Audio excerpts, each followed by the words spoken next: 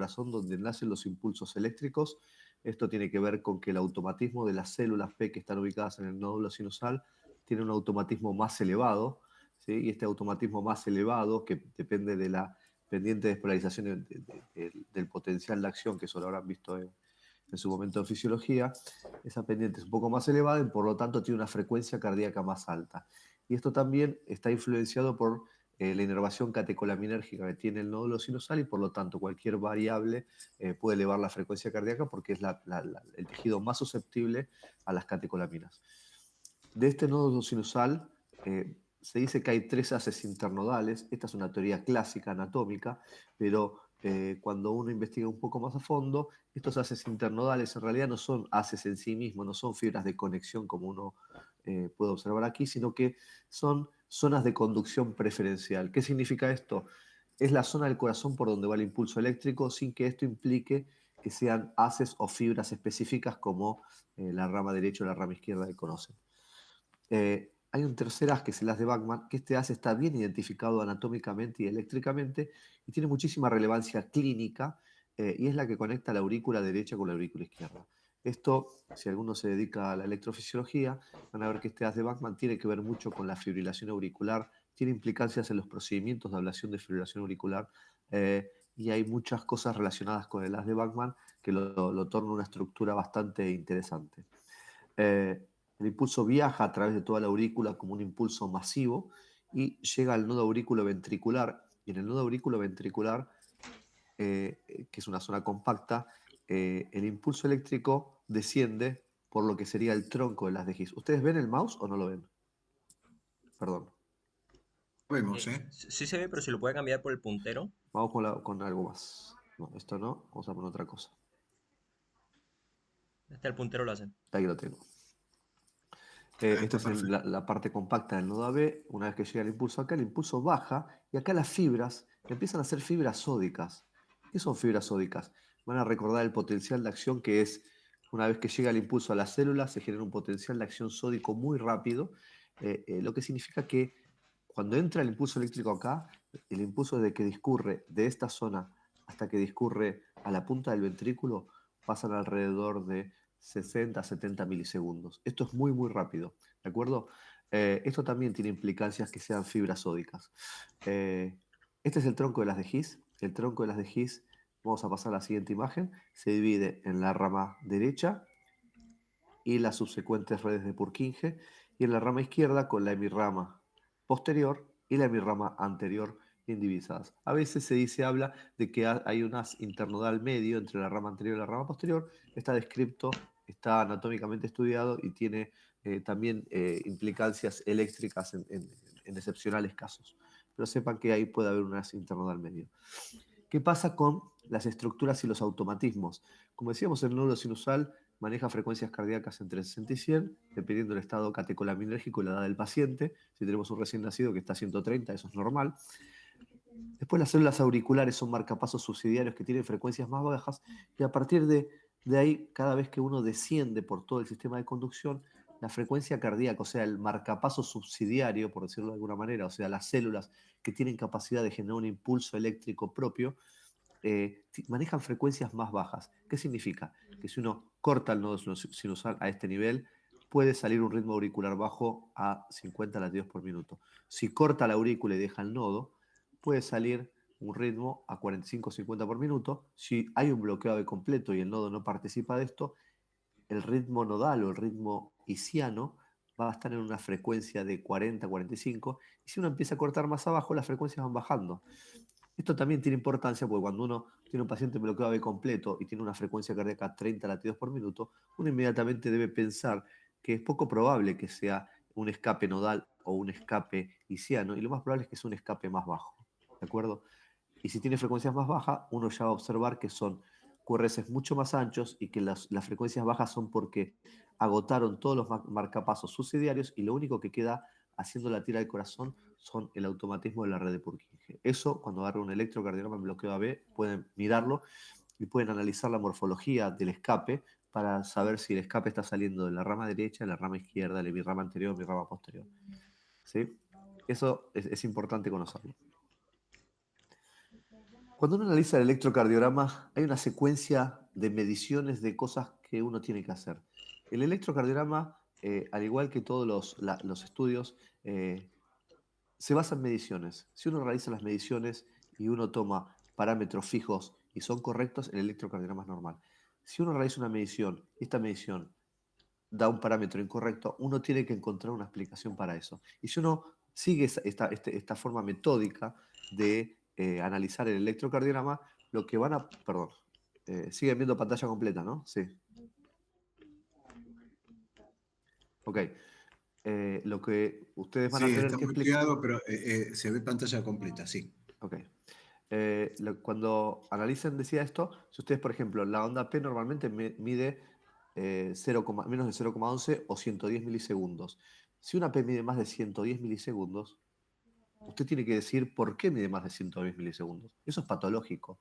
Entonces, ahí se abre una serie de cosas. Entonces, ¿por qué es importante medir la P? Porque a veces uno mira el electrocardiograma y uno mira como si estuviera mirando un cuadro. Pero en realidad, si uno se detiene en cada imagen del cuadro, uno puede encontrar cosas interesantes. Por ejemplo, yo miro un electrocardiograma y tiene una onda P de 120 o 140 milisegundos.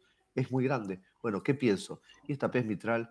Este paciente tiene una patología mitral, tiene una estenosis mitral, tiene una insuficiencia, tiene el haz de Bachmann dañado porque tiene una aurícula enorme, tiene fibrilación auricular, puede tener una amiloidosis. Entonces empieza a despertar una serie de cosas que hacen que en la primera abordaje con el paciente tenga un valor mucho más alto. La amplitud de la onda P, como ustedes saben, tiene que tener menos de 0,25 milivoltios. El intervalo PR, esto vamos a ir rápido porque esto entiendo que lo conocen porque hacen clínica.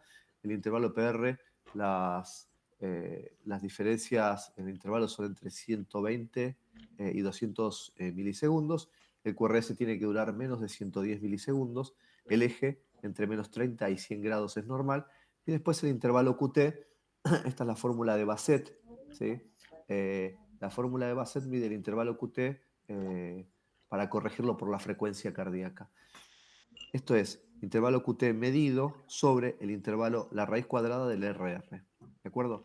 Ahora, hay una observación que les tengo que mencionar porque hay una fórmula que se usa, que es la fórmula de Friedericia, que es un poquito más sensible y más específica para medir el intervalo QT y que se utiliza particularmente en oncología cuando uno utiliza drogas que prolongan el QT y por ahí en la práctica puede pasar que lo manden para que ustedes evalúen en electro. En ese caso, la fórmula de Friedericia es un poco más específica. En realidad, en vez de ser la raíz cuadrada del RR, es la raíz cúbica del RR. ¿Sí? Pero ajusta un poquito mejor, sobre todo en los extremos de las frecuencias cardíacas. El intervalo QT varía según la edad y el sexo y la frecuencia cardíaca. Lo de la frecuencia cardíaca lo corregimos con la fórmula. Lo del sexo tiene puntos de corte distintos. Los hombres tenemos un QT más corto, las mujeres más largo. No hay mucho misterio. El punto J es importante porque nos permite medir, saber dónde uno va a tomar la medición del intervalo ST. El ST ya lo conocen, la onda T es asimétrica y la onda U es una onda que está después de la onda T, que en algunos pacientes, sobre todo en los jóvenes, puede ser un poquito estar un poquito más presente. Bien. Perdón.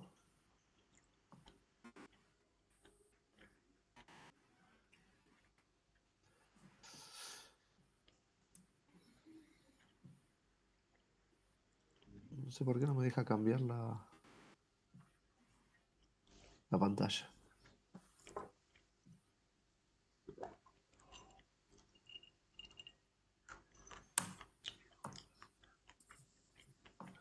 Bueno, voy a dejar de presentar y la voy a volver a cargar porque no me deja pasar el slide.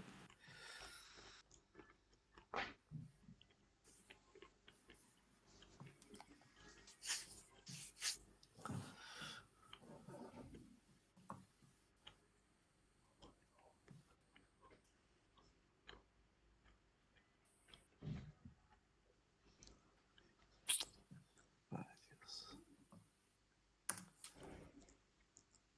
Eso a veces pasa, lo que tiene que hacer es no presentarla en pantalla completa, sino que irla pasando de una en una en la presentación pequeña. Ok, hacemos eso.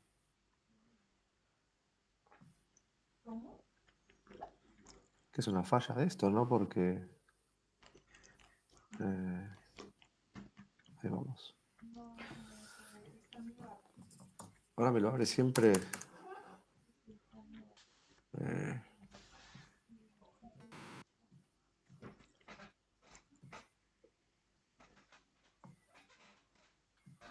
Mm. Ahí está. A ver.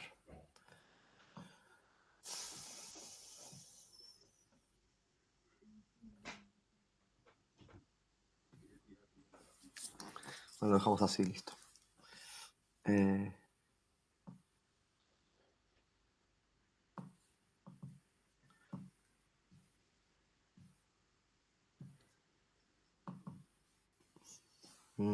no, no es eso tampoco. ¿Ustedes ven la pantalla ahí bien? Sí, ¿Sí? sí, Eh, Ok, seguimos así entonces. Sí, sí, sí. la vemos en el modo que no es la Común. presentación, digamos, no Exacto. importa, vemos la diapo al costado. Igual se ve bien. Sí, perfecto. Bueno, entonces, vamos a analizar este electrocardiograma.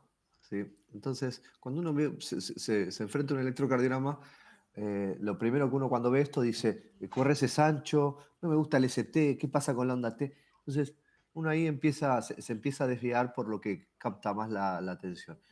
Y en realidad uno debería analizarlo siempre de la misma manera.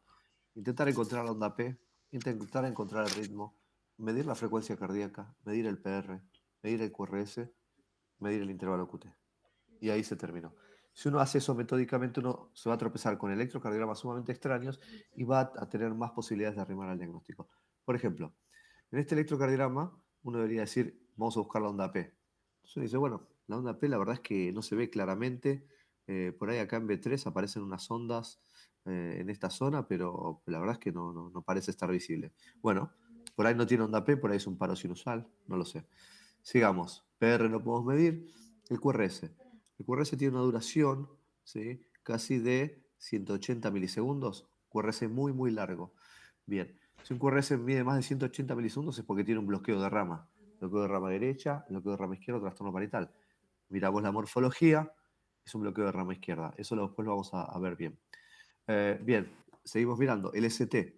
Vemos el punto J, nos corremos 2 cuadraditos para la derecha. El punto, vemos que el ST está sobredesnivelado. Bien.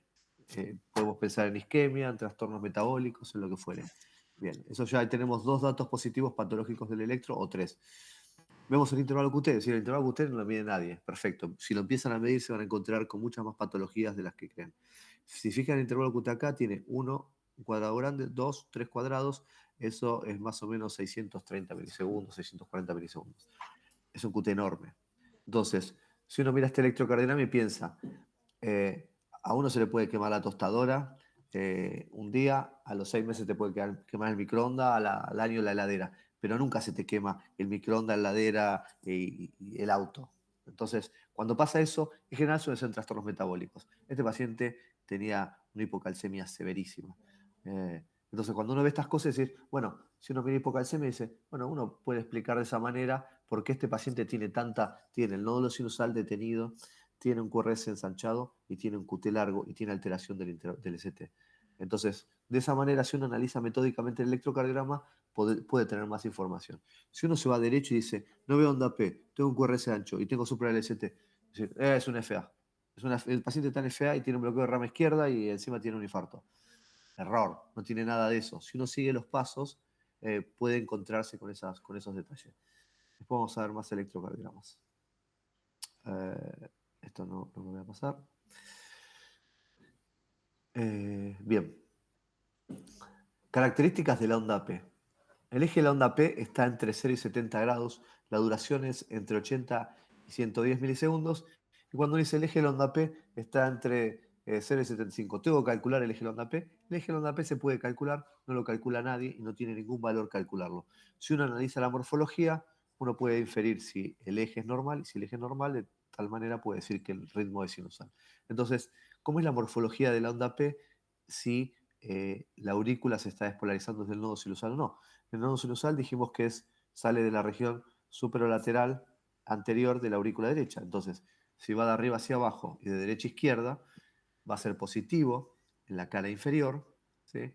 Va a ser positivo en B1, un componente más, menos en B1, es decir, la primera parte de la onda P positiva y la segunda negativa, ¿sí? Entonces, mirando esas características del electrocardiograma, uno puede saber si el ritmo es sinusal y puede inferir si la polaridad es normal o no.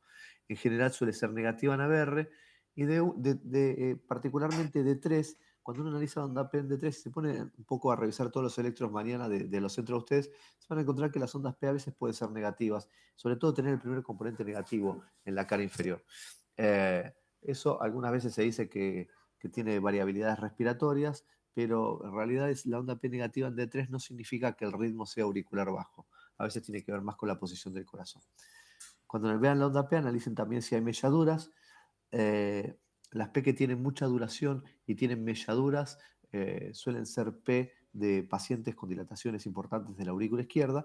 Y esto en la actualidad se llama síndrome de Bayes, que después les voy a mostrar algunas cositas las clases de la semana que viene, que son bloqueos intraauriculares que tienen que ver con las de Bachmann y que son premonitorios de fibrilación auricular en un grupo de pacientes. Así que mirar la onda P, mirar la polaridad, ver la morfología, tiene implicancias. El intervalo PR, eso lo conocen muy bien, tiene que ver con el tiempo de conducción desde la aurícula digamos, lo que sería el tronco de las de His. Esto tiene importancia y lo medimos siempre porque esto tiene que ver con los bloqueos auriculoventriculares, pero sepan que en realidad estamos hablando de tiempos de conducción. Si tienen unas aurículas enormes, a veces el tiempo de conducción puede estar demorado, no solo por el nodo auriculoventricular, sino también por el tiempo de conducción dentro de la aurícula. El intervalo PR tiene que ser entre 120 y 200 milisegundos. Ahora, estos son tiempos de conducción. ¿Qué significa? Que si un paciente hace una descarga vagal por algún motivo, puede prolongar el intervalo PR. ¿Sí? Entonces, ¿cuánto puede llegar? Y 220, 240. Eso es un bloqueo auriculoventricular. En la literatura estrictamente lo es. Sería un bloqueo auriculoventricular de primer grado. Ahora, si un chico de 10 años, uno le está haciendo un monitoreo continuo, por ejemplo, haciendo un tilt test, tiene una descarga vagal y prolonga el intervalo PR, ¿eso es un bloqueo auriculoventricular o es una descarga vagal que alteró la conducción del nodo auriculoventricular por las catecolaminas? Bueno, es lo segundo. Entonces, ¿tiene un bloqueo o no tiene un bloqueo? En realidad no es un bloqueo, sino que prolongó el intervalo PR. En algún momento esto es importante porque se intentó cambiar la semántica del bloqueo auriculoventricular de primer grado y se lo mencionaba como prolongación del intervalo PR. Le sacaron la palabra bloqueo porque en realidad en sí mismo no es un bloqueo, sino que hay una demora en la conducción. Ejemplo, cuando uno analiza este electrocardiograma, fíjense, vamos a analizarlo de la forma que lo debemos analizar. Primero vamos a observar la onda P, ¿no? Medimos la onda P y vemos que la onda P, ¿sí? Sí, vamos a analizar una derivación que se vea bien.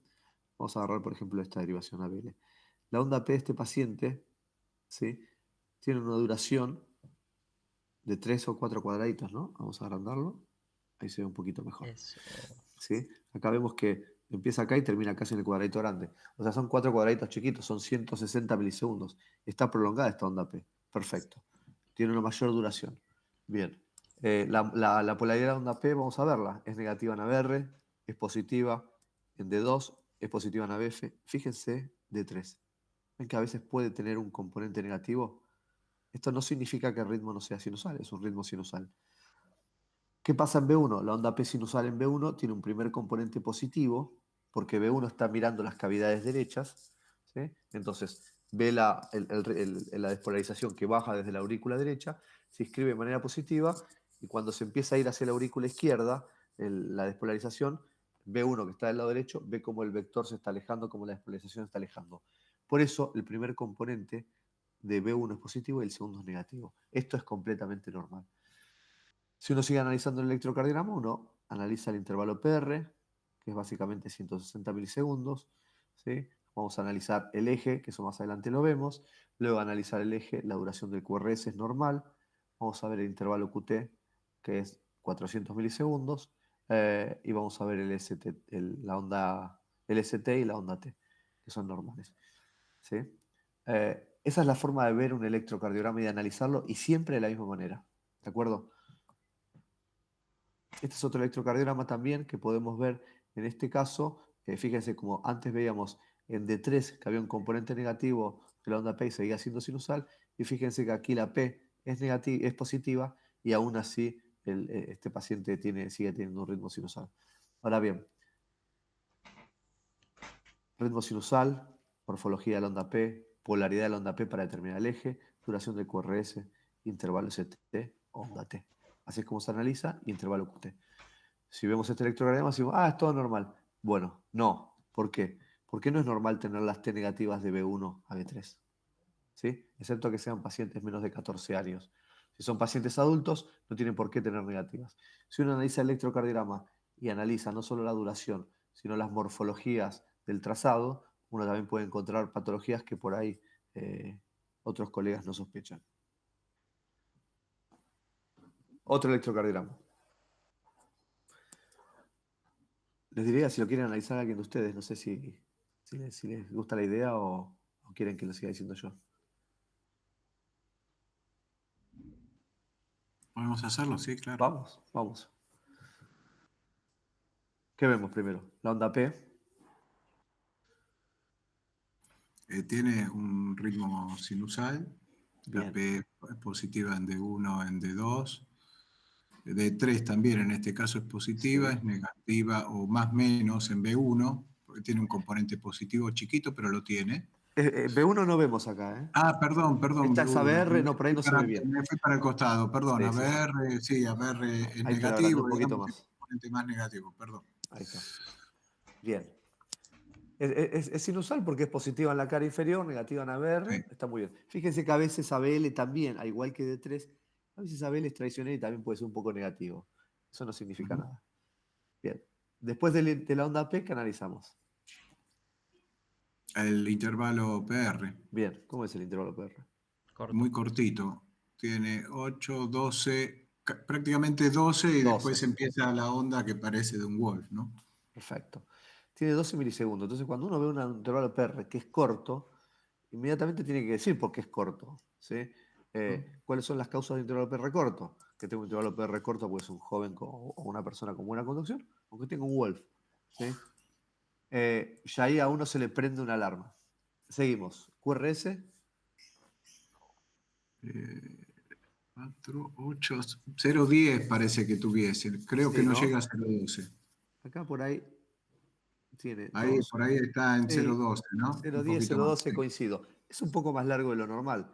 Bueno, Ujú. entonces ya ahí está la segunda, la comprobación de la hipótesis. Tenemos un intervalo PR corto, sospechamos que pueda tener un Wolf, y tenemos un QRS de mayor duración. Los Wolf tienen QRS de mayor duración. Entonces casi que estamos confirmando el diagnóstico siguiendo el punto de análisis que venimos haciendo. Luego miramos el intervalo, el segmento CT, la onda T, la morfología, después calcularemos el eje, pero un poco ese era el objetivo. Si uno puntualiza perfectamente las cosas, va a tener diagnósticos más rápidos. Muy bien. La T también bastante simétrica, ¿no, Leo? Ahí Sí, lo ves así, ¿no? exacto. La T es bastante Sube, simétrica. sube más rápido, digamos. Sí, exacto, sí, la T. Lo que pasa es que a veces en las derivaciones inferiores y con los Wolf, porque la onda T depende de la despolarización del QRS. Entonces, la asimetría de las ondas T en el contexto de los Wolf es un tema aparte, porque no tendría por qué respetar una asimetría como solemos ver por el hecho de que hay una parte del corazón que se está despolarizando por fibras de conducción no normal, digamos, por miocardio no especializado. Entonces, la onda T también puede verse alterada. De hecho, cuando a veces nos pasa que ablacionamos los Wolf y cuando le sacamos el Wolf a los pacientes que tenían mucha preexcitación, quedan con memoria electrotónica, ¿sí? Empiezan a aparecer T negativas como si como si fueran bloqueos de rama y esas cosas. Eso habla de que la onda T en el Wolf hay una interrelación. Excelente. Y el eje ahí le hubieses dado un 15 grados, más o menos, ¿no? Sí, De bueno, 0,30. está muy bien. Habría que calcularlo, pero uno en realidad, hay distintas formas de calcularlo. Uno debería tomar una isodifásica, después lo vamos a ver bien. Una Ok, isodifásica se podría hacer ABF, aunque es más positiva ABF. Entonces, la isodifásica de ABF sería más o menos como has dicho tú ahí. Por esa zona. buenísimo. Gracias. Complejos QRS. Esto ya lo saben ustedes. QRS dura menos de 110 milisegundos. Serían 109 milisegundos, eso es por definición teórica. El eje puede cambiar particularmente en los más jóvenes porque tiene el corazón más vertical, pero las variaciones del eje van entre menos 30 y 100 grados, son en general normales. La transición, cuando uno habla de transición, se refiere a donde el intervalo, donde la onda R del electrocardiograma es más alta que la onda S. Ahora lo vamos a ver. Esto es, donde transiciona normalmente, en la derivación B3, B4, si transiciona más tarde, estamos hablando de una rotación horaria, si transiciona antes, es una rotación antihoraria, y esto tiene que ver después con el crecimiento de las cavidades. ¿Sí? Esto es un dato importante, la relación RS en B1, ¿sí? Y fíjense que, lo voy a checar, en B2 puede ser un poquito más. ¿Por qué? Es importante porque cuando vemos el RS en B1, pensamos en cardiopatías congénitas, en crecimiento de cavidades derechas, o sea que la R sea igual que la S. Y si esto pasa en B2, sospechamos el infarto posterior, eso es algo teórico. Pero sepan que hay pacientes jóvenes, particularmente, que pueden tener estos dos patrones de RS en B1 y RS en B2 y que no tienen ni una cosa ni la otra, que pueden ser variantes normales.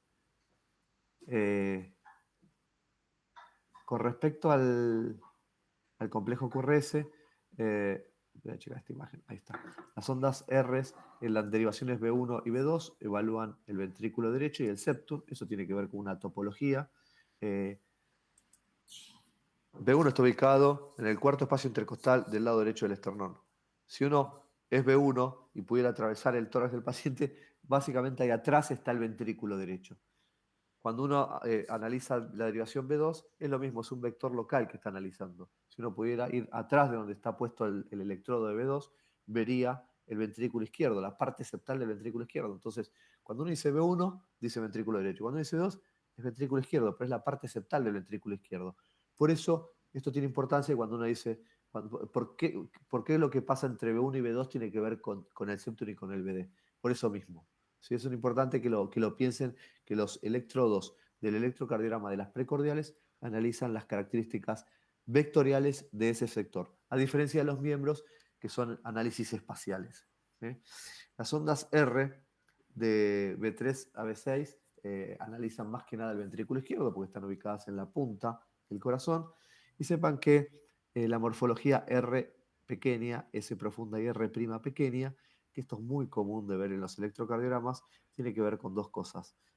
O que es una variante normal, particularmente en pacientes jóvenes, o que por ahí los electrodos están puestos muy hacia abajo, entonces cuando uno pone los electrodos muy hacia arriba, entonces está analizando más el tracto de salida del ventrículo derecho y por lo tanto puede haber una activación tardía del tracto y se puede expresar en el electrocardiograma como RS-R'.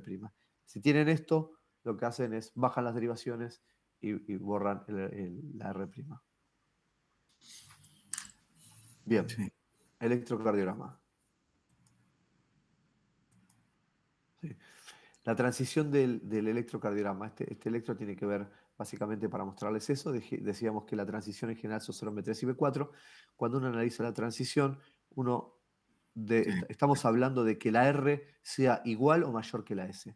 ¿Sí? Fíjense, acá tiene R pequeña, S profunda, R más grande.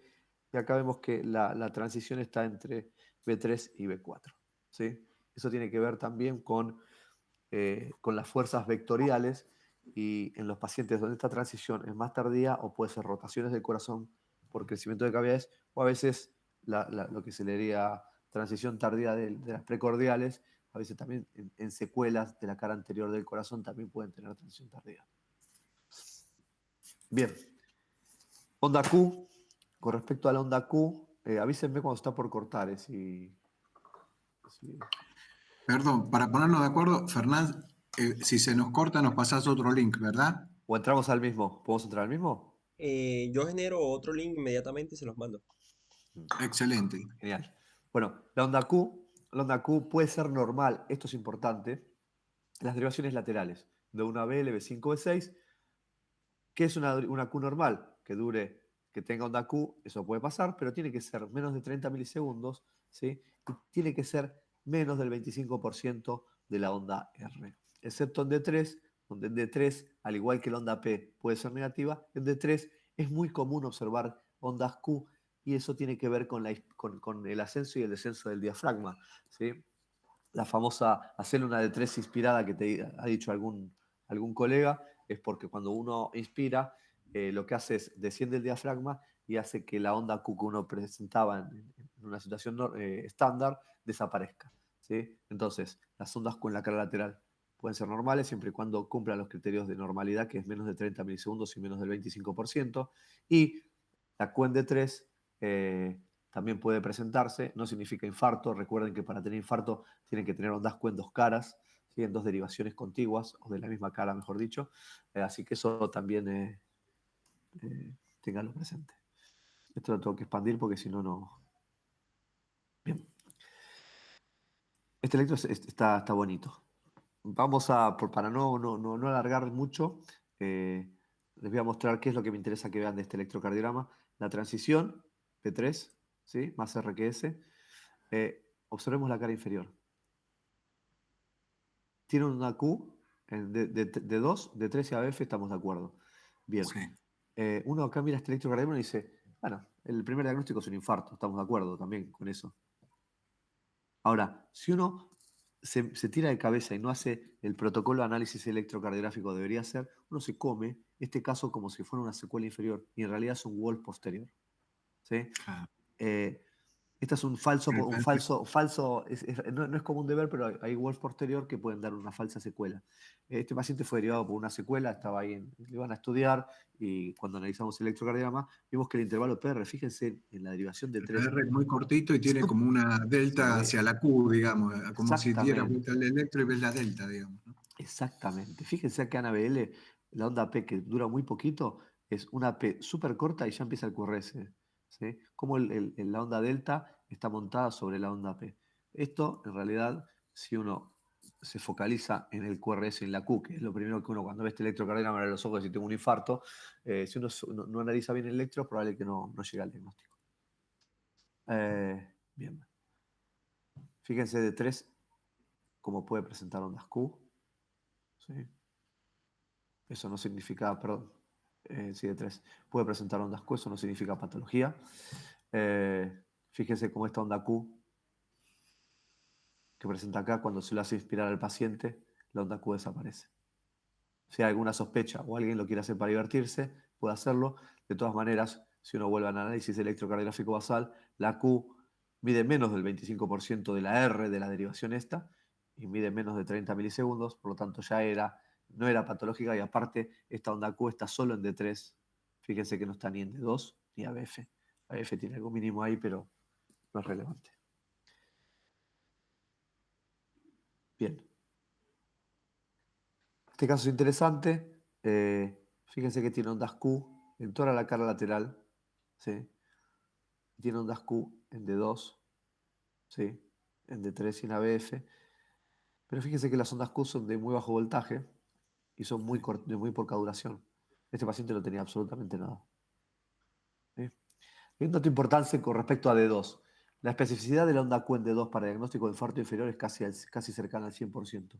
Entonces, uno puede tener ondas Q en D3, puede tener una onda Q chiquita en ABF, pero si uno tiene una onda Q en D2, eso debe despertar por lo menos una alarma mínima. Uy, qué chiquito quedó este electro. Bien. Este electrocardiograma, lo que tenía este paciente era una pericarditis. Esa es la realidad. Fíjense que la onda Q que estaba expresada en la cara inferior, a ver si lo puedo agrandar, ahí está.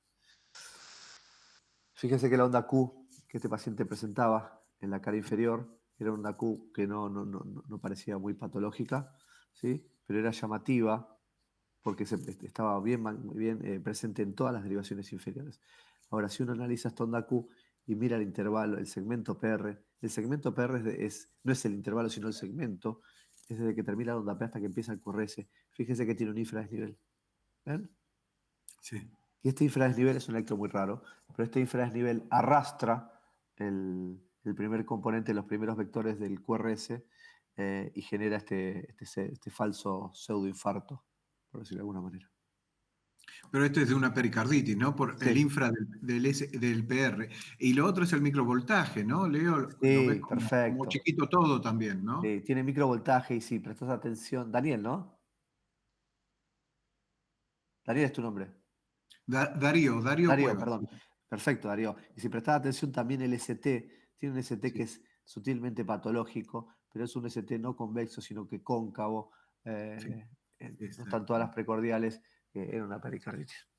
Y para que no confundir que es un supra ST contra ese segmento PR, hay que ver la línea de base entre la T y la P, por así decirlo, ¿no? Claro, cuando uno Entonces ahí dice, te das cuenta, está infra el exacto, PR y no supra el ST. perfecto, ya sos cardiólogo, Darío, ya me doy cuenta. Es importante eso, porque cuando dice, ¿cómo sé si está súper desnivelado o infradesnivelado? Y en realidad la línea de base, por definición, es desde que termina la onda T hasta que empieza la onda P, la línea TP es lo que uno debe considerar para la línea de base. ¿Por qué es importante esto? Para analizar, no solo en este caso, que es un segmento PR infradesnivelado raro, sino para medir el supradesnivel del ST. Cuando ustedes tienen un infarto y quieren medir cuánto bajó el ST después de la revascularización o lo que fuere, que eso se usaba más con los trombólíticos, actualmente se puede usar con las angioplastas también, tienen que poner una línea de base. ¿Sí? Y no pueden decir, mi línea de base es lo que yo considero, es una media. La línea de base usted tiene que tomar el segmento TP más recto que tengan y de ahí pueden hacer una medición correcta. Bien. Bueno, segmento CT, esto ya lo conocen muy bien porque todos probablemente hagan unidad coronaria. Recuerden que el infra es nivel del ST puede ser normal hasta un cuadradito, 1 milímetro, y el supra del ST puede ser normal hasta 2 milímetros en la cara anterior y hasta 4 milímetros en jóvenes. Este dato, que parece un dato que no tiene mucha relevancia, téngalo presente porque es muy común en los pacientes con tórax delgado que vean unos electrocardiogramas con unos ST recontra elevados y que les haga remediar a los infartos, pero en general cuando empiezan a hacer consultorio van a ver más de estos electrocardiogramas que de los infartos. La onda T asimétrica, ¿sí? 5%, este dato muy importante, 5% de las mujeres pueden ser invertidas en B1, 1% en hombres, hasta los 14 años son invertidas de B1 a B3. Tres datos sumamente importantes porque de acá se desprenden muchos diagnósticos. Un paciente joven que le duele el pecho porque le duele el pecho, por lo que fuera, tiene ondas T negativas de 1 de 3, no le tiene que hacer un cateterismo. Ahora, una señora que tiene 40 años, extracéstoles ventriculares y tiene T negativas de B9 de 3, puede tener una displasia. ¿De acuerdo? Entonces, ¿por qué es importante este dato? Porque utilizado correctamente nos puede orientar a esta paciente con una displasia que te hacen un Doppler y te dicen que es normal, que te hacen un Holter y tienes extrasístoles y que la paciente no siente nada, que vos le hagas una resonancia y diagnostiques una displasia. Recontra común en nuestra especialidad. Y también nos evita tener que hacerle 500 estudios a un chico de 15, 14, 16 años que tiene T negativas de 1 de 3. Bien, esto ya lo saben. Voy a detenerme en esto. Esto es el eje. No voy a hacer tanto revuelo con esto. Ahora vamos a calcular un eje y cada uno va a tener su forma. Sepan que la repolarización ventricular también tiene un eje vectorial que se utilizaba cuando se hacía vectocardiografía. El ST depende del QRS, ¿sí? Y tiene un vector específico que tiene que ver con el QRS y sigue el eje del QRS. Pero sepan que antes analizaban también el vector de la onda T. Esto acá se ve blanco, pero creo que lo pueden llegar a ver. El punto J, ¿cuál es? Es este punto. Donde termina lo que sería la onda S, la onda R o lo que fuere, donde termina el QRS, ese se llama punto J. ¿Sí? Esto es segmento ST y esto es la onda T. ¿Okay? No hay mucho misterio. Fíjense, en este caso, esta es una derivación B3, punto J, línea TP, sería esta. Si uno quiere medir el ST acá, toma un cuadradito, dos cuadraditos, y acá tiene casi 3 milímetros. Si es un paciente joven, no pasa nada. Bien. El electrocardiograma precordial también puede uno, si quiere analizar el eje en las derivaciones precordiales, no tiene absolutamente ningún sentido, porque si tiene morfología característica, no hay mucho más que decir. Bien.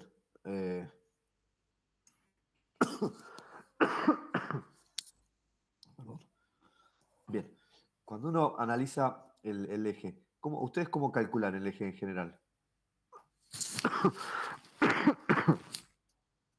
Yo, digamos, lo que te hace ser más rápido, digamos, después con el tiempo y demás, es buscar la iso bifásica y sabes que la perpendicular, por así decirlo, la isodifásica debería ser de mayor voltaje, ya sea hacia arriba o hacia abajo, si estás hablando de ABR, digamos.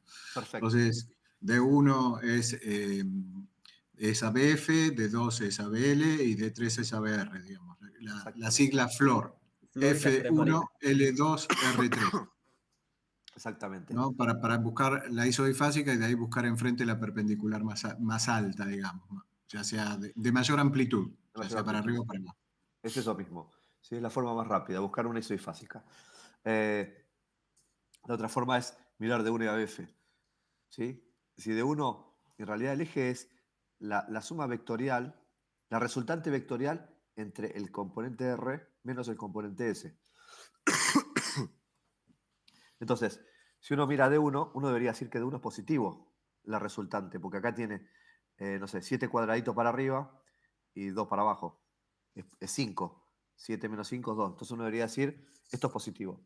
Si ABF es positiva, uno sabe que el vector está entre D1 y ABF, que es lo normal, porque D1 es 0 grados y ABF es 90 grados. Entonces, es una forma rápida de saberlo. Si uno quiere afinar un poco más, eh, podría ser, lo que dijo Darío, es buscar la isodifásica y en la derivación isodifásica la perpendicular a esa derivación es donde está el eje. Otra forma de hacerlo con regla es agarrar dos derivaciones opuestas, por ejemplo, en este caso de una ABF, y decir, ¿cuántos cuadraditos tiene de uno? Sumamos, tiene 7.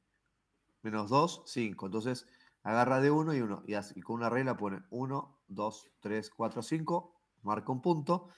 Se va a ABF y pone, ¿cuánto tiene ABF? Tiene 10 cuadraditos, menos 2, 8. Entonces cuenta 1, 2, 3, 4, 5, 6, 7, 8. La bisectriz entre estos dos puntos te da el eje. Exacto. ¿De acuerdo? Nadie hace eso tampoco. ¿De qué depende el eje? Ahora vamos a ver el cálculo del eje y demás. ¿De qué depende el eje? De los vectores. ¿Sí? ¿Cómo se despolariza el QRS? Entonces, hay un primer vector, ¿sí? Que va hacia la derecha, ¿sí? O sea, de izquierda a derecha, que va hacia adelante y va de arriba hacia abajo. Un segundo vector que va hacia adelante y hacia abajo. Un tercer vector que va hacia la izquierda, hacia atrás y hacia arriba. Y un cuarto vector que va hacia la derecha, y hacia arriba. Entonces, ¿qué importancia tiene esto de los vectores? Porque uno dice, cuando me explicaron esto de fisiología acá cuando iba a la universidad, yo dije, esto no tiene absolutamente ningún gollete, me pareció una cosa totalmente esotérica. Pero cuando uno se pone un poquito más, pasan los años y empieza a darle un poquito de importancia a esto. A ver, eh, quiero volver a esta imagen. Cuando uno pasa un poquito más el tiempo y empieza a dar importancia a estas cosas, uno se da cuenta. Dice, B1, como decimos, es el análisis focal en esa zona. Está en el cuarto espacio intercostal, el borde externo derecho. ¿Por qué B1 tiene R? Bueno, porque B1, el primer vector, va hacia de izquierda a derecha. Entonces, si un vector, si vos estás parado en B1, sos el electrodo que analiza, y ves venir una fuerza vectorial, que es el primer vector, lo vas a escribir positiva, ¿no? Sos B1. Bien, perfecto. ¿Y B6? ¿Cómo ve ese vector B6? B6 lo ve como un onda Q. ¿Por qué? Porque es un vector muy pequeño. Entonces lo ve irse. Pero como es pequeño, se escribe de manera pequeña. ¿El segundo vector dónde va? Va de derecha a izquierda, de arriba hacia abajo. Y el tercer vector también va de derecha a izquierda y un poco más hacia la izquierda y hacia arriba. Entonces, el segundo y el tercer vector de alguna manera conforman como una suma vectorial. Entonces, B1 ve el segundo y el tercer vector irse porque está parado del lado derecho y ven que el segundo vector va hacia abajo y hacia la izquierda y el tercero va hacia la izquierda y hacia arriba. Entonces, está viendo todo el tiempo que las fuerzas vectoriales están yendo. ¿Cómo lo dibuja B1? Como una onda S.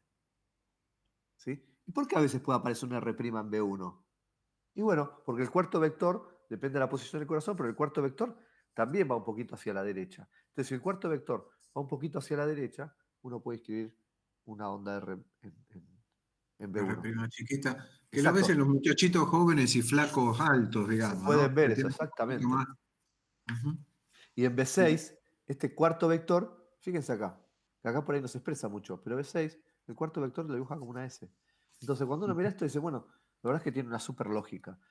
Uno puede pensarlo vectorialmente, qué está pasando en el corazón, tomando en consideración esas cosas, los vectores. Eh, Esto ya lo habíamos visto. Bueno, esto es un poco más de lo mismo. Primero el vector hacia la izquierda, el segundo y el tercero van hacia ese lado, y el cuarto va también hacia la derecha y hacia abajo. En el plano frontal también se pueden calcular los vectores y también se puede calcular el eje de la onda t. ¿Sí? No hay mucho misterio con esto y no hay ninguna... atrás de esto no hay nada, nada patológico ni nada que salve vidas, así que no le vamos a dar mucha importancia. Esto lo vamos a pasar. Y es un electro súper complejo. Bueno, en este electrocardiograma lo vamos a pasar. Eso es una enfermedad congénita. Bueno, estos son electrocardiogramas. Este es un Wolf Parkinson White. Se los dejo solamente para que vean lo mismo. Acá se ven todas las derivaciones. Lo puse porque en otro no se veían las derivaciones. Pero fíjense cómo se ve una onda delta y cómo se ve un intervalo PR corto. No están las cuadrículas, pero fíjense cómo termina la onda P acá y ya empieza el QRS. ¿Sí? Se ven algunas derivaciones más que en otras. Este electrocardiograma vamos a analizar. Bien. Vamos a prestar atención al eje acá, ¿no? Si uno quisiera calcular este eje, como decíamos, podemos ver D1 y ABF. Entonces, decimos, guarden en la memoria este electrón. Fíjense, D1 positivo, D1 positivo, ABL positivo, y la cara inferior es negativa. ¿De acuerdo? D1 positivo y ABF negativo. Entonces, volvemos a los vectores. D1 es positivo y ABF es negativo. O sea, si D1 es positivo, es que está de este lado el vector. Vamos a ver ABF. ABF es positivo. Si ABF es positivo, está acá. Si ABF es negativo, está acá arriba. ¿De acuerdo? Es así de simple. Entonces, si tienen D1 positivo y ABF negativo, está acá. Si tienen D1 positivo y ABF positivo, está acá. Si tienen ABF positivo y D1 negativo, ABF positivo está en esta zona inferior. Si D1 es negativo, en vez de estar para este lado, está para otro lado. Está a extrema derecha. ¿Eh? Ahora, si uno quisiera calcularlo, tendría que hacer las mediciones exactas, buscar la isodifásica. Volvamos al electro. ¿Tenemos alguna isodifásica? No. Y ahí en D2 es En prácticamente, al ser un D2. poquito más negativo, está un poquito más arriba que en ABL. Está entre Exactamente. ABL y D3. Está entre Sí. menos 30 y menos 60, digamos. Exactamente. Está más hacia arriba.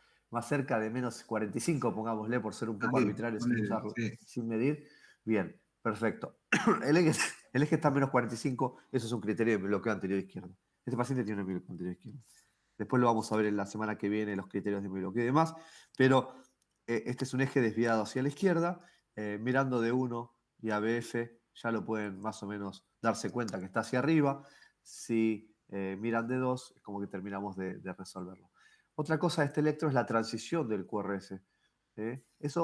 Acá yo ahora les voy tocando las partes patológicas, pero si uno mira y analiza todo lo que vimos como electro normal y va siguiendo los pasos, se va tropezando con los problemas, ¿no? Uno mira el ST y dice, no, pará, tiene el ST infradesnivelado en la cara lateral, ¿no? De 1 y ABL de 5 de 6.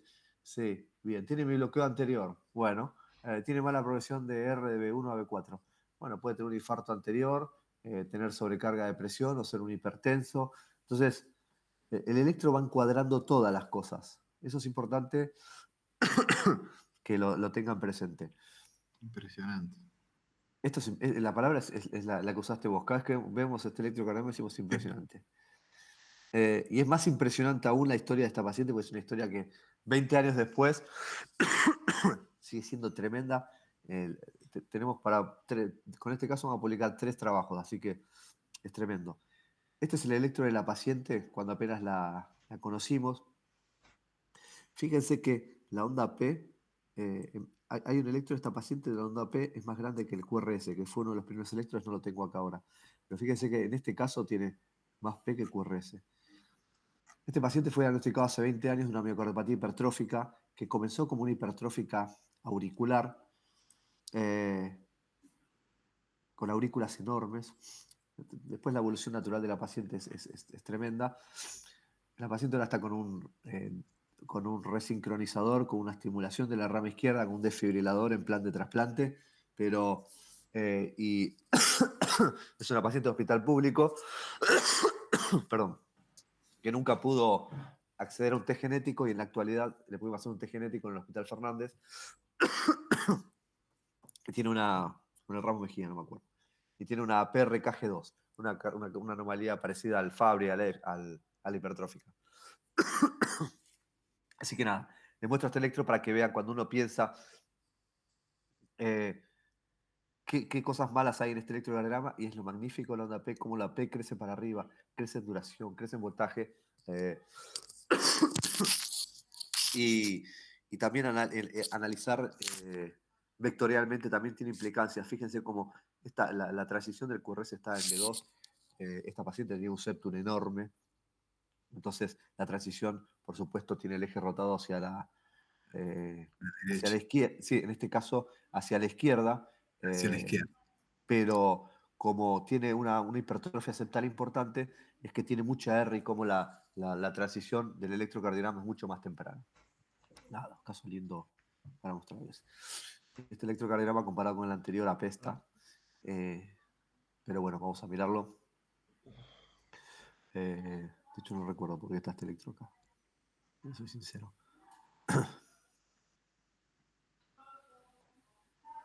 Ya me acordé. La onda U. No les había mostrado la onda U. No tiene absolutamente ninguna implicancia clínica. En un momento se hablaba de la onda U como un predictor de postdespolarizaciones de arriba ventriculares. No sucede nada con la onda U. Lo único que quería mostrarles estos es por lo siguiente. Cuando uno tiene que analizar el intervalo QT, el intervalo QT se mide en la derivación de 2 o en la derivación B5 por definición. Si bien acá en esta derivación no tiene mucho, esto es B2, pero cuando ustedes analizan el intervalo QT, la onda U siempre debe ser excluida de la medición del intervalo QT. Fíjense acá como pareciera, muchas veces se pega tanto a la onda T que es muy difícil diferenciarlo de la T de la U. En esos casos lo que hay que hacer, Se va en a este parar caso la es muy llamada fácil. en, ¿Cómo? se va a parar la llamada en un segundo. Bueno, ya ¿Me terminamos con puedes este decir? electro. Exactamente. Lo que hay